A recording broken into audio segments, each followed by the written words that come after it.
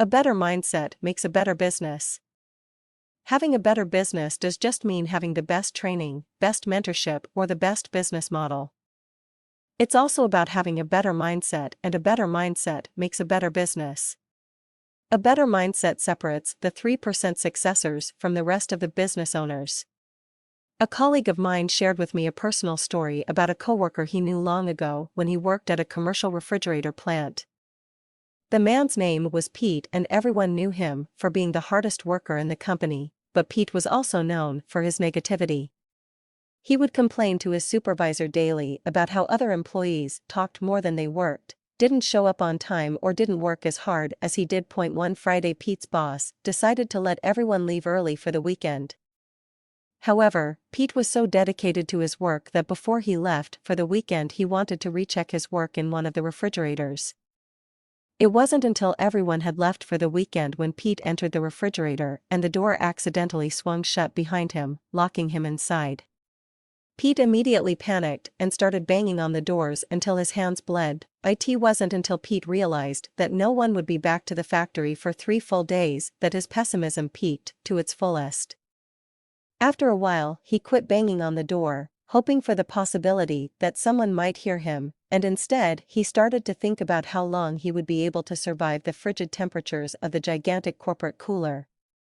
When Pete thought he couldn't do any more to get out of the refrigerator, he sat down and accepted his fate. When everyone returned to the factory after the long weekend, they found Pete in the refrigerator with his last thoughts written on his shirt.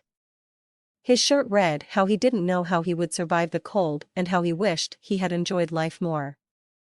The factory manager was informed that the temperature inside the refrigerator had only been 68 degrees, and not only had the refrigerator never been turned on, but the power line wasn't even connected.